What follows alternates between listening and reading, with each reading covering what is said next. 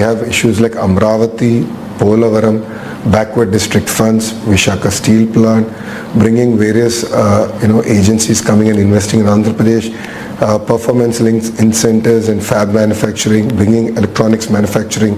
We have to work really hard on attracting investments in the port sector, because ours is one of the largest coastline state. So there's a lot of opportunities to develop the state. So we need to really work with the central government. Apart from just the financial devolution of funds, we need to work on all these sectors to create Andhra Pradesh as $1 trillion economy.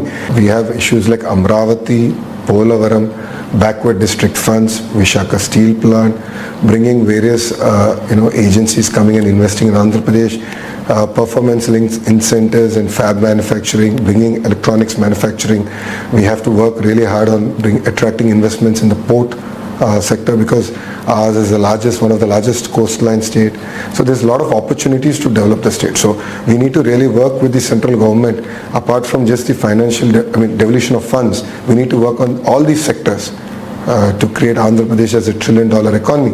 Telugu Desam party బహుశా మంత్రి పదవులకు పట్టకపోవచ్చు. Nara Lokesh NDTV, India today ఇలా వివిధ national ఛానల్స్కి ఇచ్చిన ఇంటర్వ్యూలో స్పష్టం చేశారు కూడా. అయితే ఇదేదో పబ్లిక్ కన్సంప్షన్కే కాదు, అంతర్గతంగా కూడా నాకున్న సమాచారం ఏంటంటే, తెలుగుదేశం పార్టీ మినిస్ట్రీ ఎవరు ఎన్ని పదవులు ఇవ్వాలి, ఏ శాఖలు ఇవ్వాలి, ఇలాంటి వాటికి పట్టదలుచుకోలేదు అన్నది సమాచారం.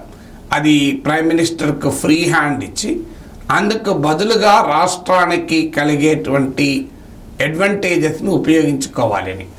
అయితే మీకు నారా లోకేష్ ఇంటర్వ్యూలో చెప్పింది మీరు ఈ వీడియోలో మొదట్లో చూశారు, ఎన్డీటీవీకి ఇచ్చిన ఇంటర్వ్యూ.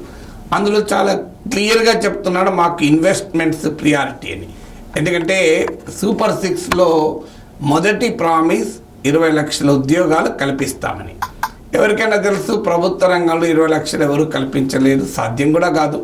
అందువల్ల ప్రైవేట్ రంగంలో ఉద్యోగాల కల్పన కీలకం.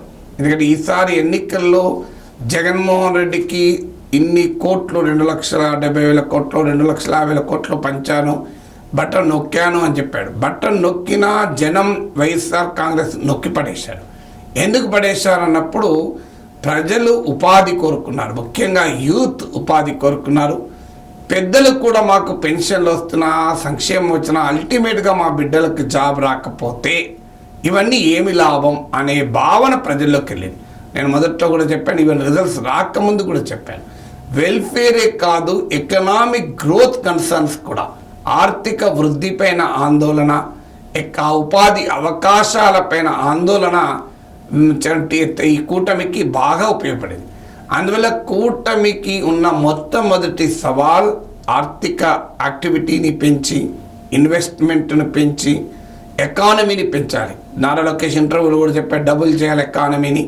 భారతదేశం $5 ట్రిలియన్ ఎకానమీ అయితే ఆంధ్రప్రదేశ్ $1 ట్రిలియన్ ఎకానమీగా ఉండాలి అని తమ ప్రభుత్వ ప్రియారిటీస్ కూడా చెప్పారు.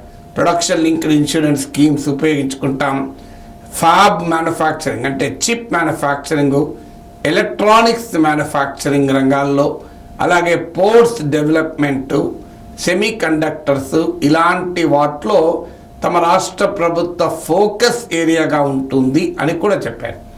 ఇక్కడే నరేంద్ర మోడీ స్వరాష్ట్రమైన గుజరాత్తో ఆంధ్రప్రదేశ్కు పోటీ ఉంటుంది.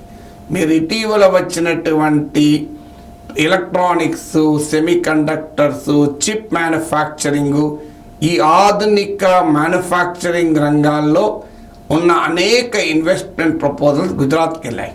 మీకు వేదాంత ప్రాజెక్టు గుజరాత్కి వెళ్ళింది, చిప్ మ్యానుఫ్యాక్చరింగ్ ప్రాజెక్ట్, భారీ ప్రాజెక్ట్ ఇది. మహారాష్ట్రలో పెడదామనుకుంటే గుజరాత్కి వెళ్ళింది. మహారాష్ట్రలో పెడతామన్నంత కాలం కేంద్రం ఇన్సెంటివ్స్ ప్రకటించలేదు. గుజరాత్కు వెళ్ళడంతోనే 33,000 కోట్ల ఇన్సెంటివ్స్ ఇచ్చారు. ఇది చాలా భారీ ప్రాజెక్ట్. నాకు గుర్తంతో 1,50,000 కోట్లు అనుకుంటాను.